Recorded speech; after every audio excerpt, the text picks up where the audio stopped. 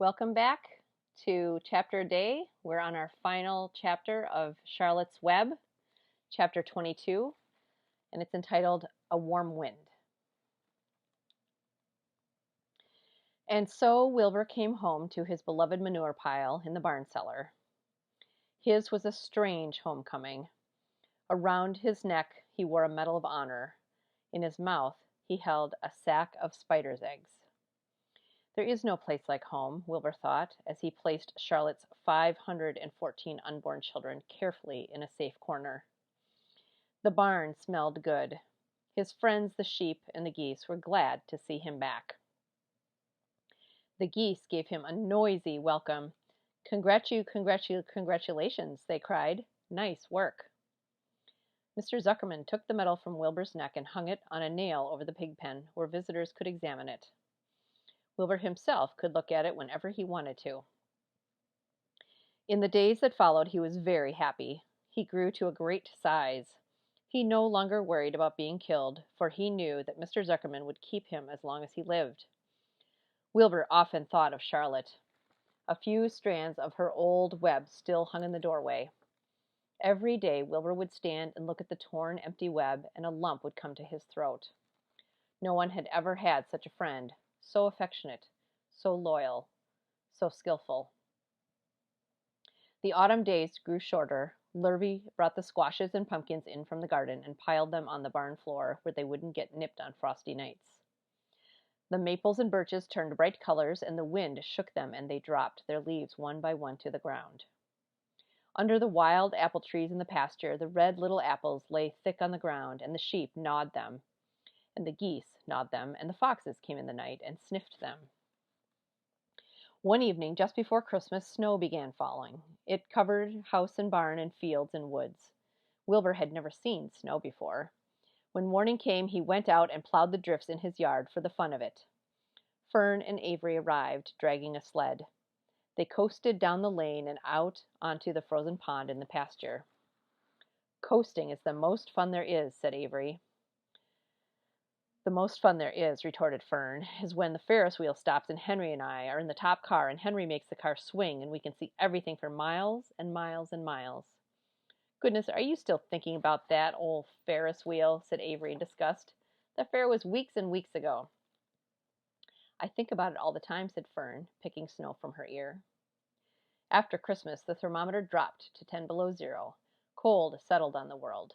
The pasture was bleak and frozen. Cows stayed in the barn all the time now, except on sunny mornings when they went out and stood in the barnyard in the lee of the straw pile. The sheep stayed near the barn, too, for protection. When they were thirsty, they ate snow. The geese hung around the barnyard the way boys hang around a drugstore, and Mr. Zuckerman fed them corn and turnips to keep them cheerful.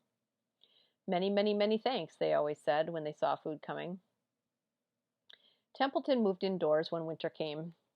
His ratty home under the pig trough was too chilly, so he fixed himself a cozy nest in the barn behind the grain bins.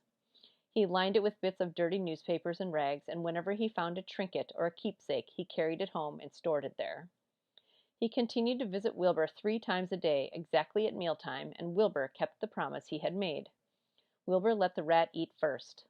Then when Templeton couldn't hold another mouthful, Wilbur would eat. As a result of overeating, Templeton grew bigger and fatter than any rat you ever saw. He was gigantic.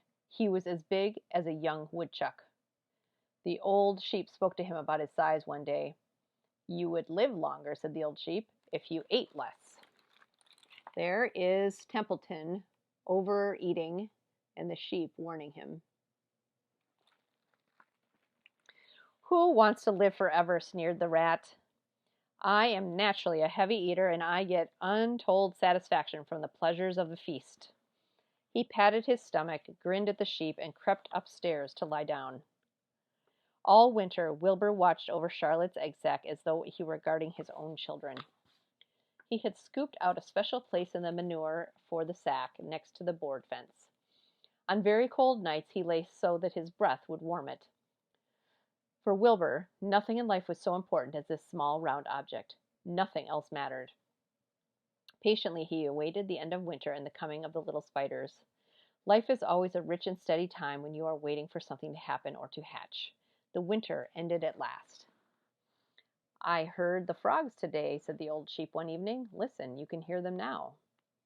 Wilbur stood still and cocked his ears. From the pond in shrill chorus came the voices of hundreds of little frogs. "Springtime," said the old sheep thoughtfully. "Another spring." As she walked away, Wilbur saw a new lamb following her. It was only a few hours old. The snows melted and ran away. The streams and ditches bubbled and chattered with rushing water.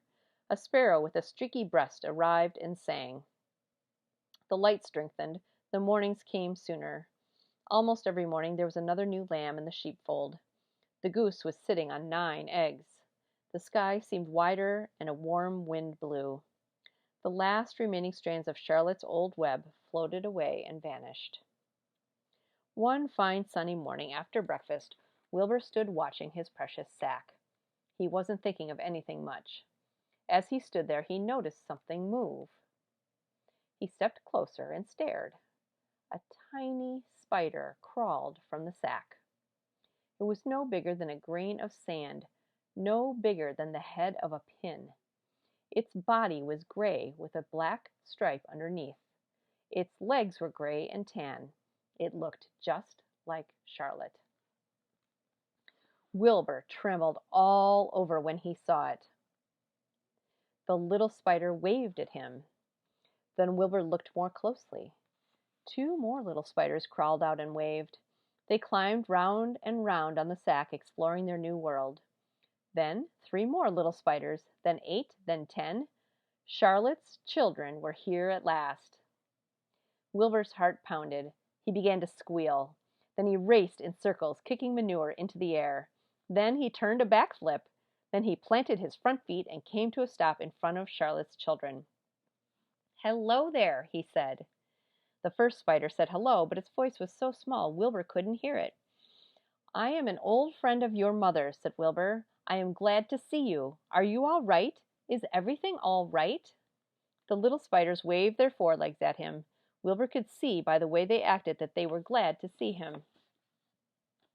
"Is there anything I can get you? Is there anything you need?" The young spiders just waved. For several days and several nights they crawled here and there, up and down, around and about, waving at Wilbur, trailing tiny drag lines behind them and exploring their home. There were dozens and dozens of them. Wilbur couldn't count them, but he knew that he had a great many new friends.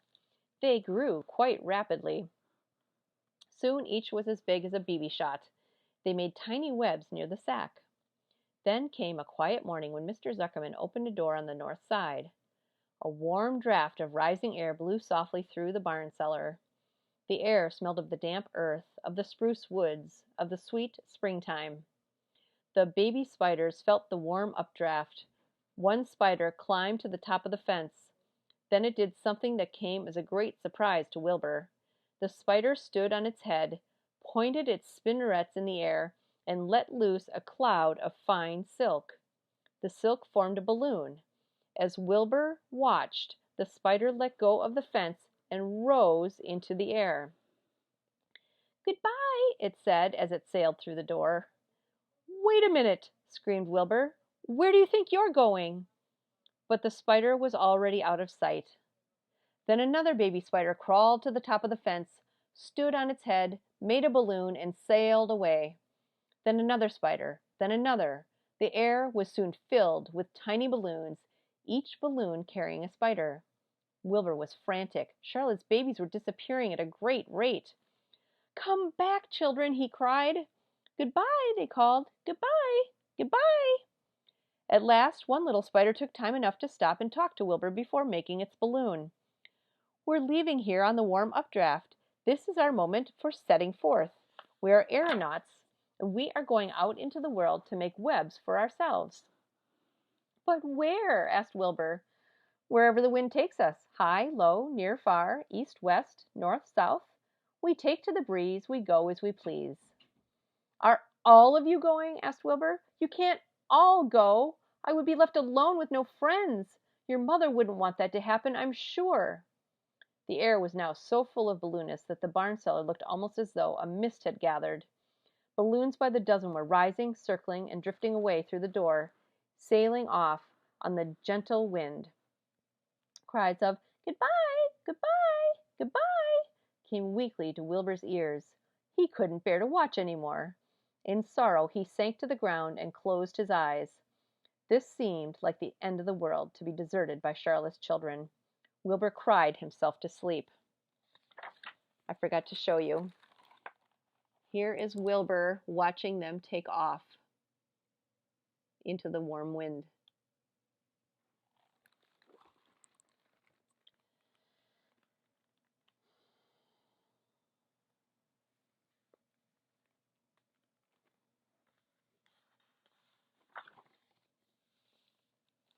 When Wilbur woke, it was late afternoon.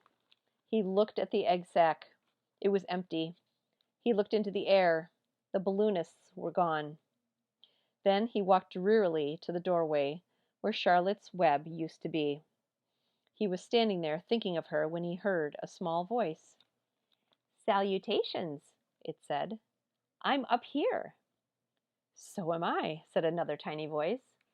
"So am I," said a third voice.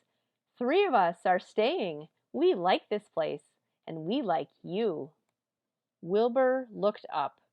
At the top of the doorway, 3 small webs were being constructed. On each web, working busily, was one of Charlotte's daughters.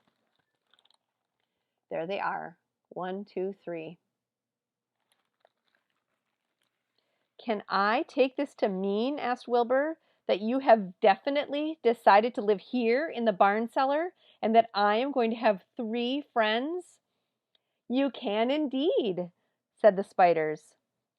"What are your names, please?" asked Wilbur, trembling with joy. "I'll tell you my name," replied the first little spider, "if you'll tell me why you are trembling." "I'm trembling with joy," said Wilbur. "Then my name is Joy," said the first spider.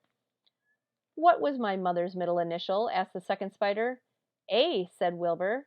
"Then my name is Arania," said the spider. "How about me?" asked the third spider. "Will you just pick out a nice sensible name for me? Something not too long, not too fancy, not too dumb." Wilbur thought hard. "Nellie?" he suggested. "Fine, I like that very much," said the third spider. "You may call me Nellie." She daintily fastened her orb line to the next spoke of the web. Wilbur's heart brimmed with happiness. He felt that he should make a short speech on this very important occasion. "Joy, Arania, Nellie," he began, "welcome to the barn cellar. You have chosen a hallowed doorway from which to string your webs. I think it is only fair to tell you that I was devoted to your mother. I owe my very life to her. She was brilliant, beautiful, and loyal to the end. I shall always treasure her memory. To you, her daughters, I pledge my friendship forever and ever." "I pledge mine," said Joy. "I do too," said Arania. "And so do I," said Nellie, who had just managed to catch a small gnat. It was a happy day for Wilbur, and many more happy, tranquil days followed. As time went on, and the months and years came and went, he was never without friends. Fern did not come regularly to the barn any more. She was growing up, and was careful to avoid childish things, like sitting on a milk stool near a pig pen. But Charlotte's children and grandchildren and great-grandchildren, year after year, lived in the doorway. Each spring there were new little spiders hatching out to take the place of the old. Most of them sailed away on their balloons, but always 2 or 3 stayed and set up housekeeping in the doorway.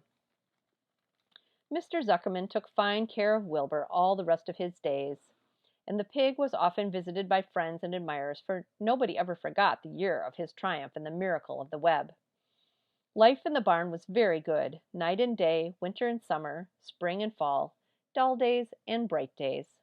It was the best place to be, thought Wilbur, this warm, delicious cellar with the garrulous geese, the changing seasons, the heat of the sun, the passage of swallows, the nearness of rats, the sameness of sheep, the love of spiders, the smell of manure, and the glory of everything. Wilbur never forgot Charlotte. Although he loved her children and grandchildren dearly, none of the new spiders ever quite took her place in his heart. She was in a class by herself. It is not often that someone comes along who is a true friend and a good writer. Charlotte was both.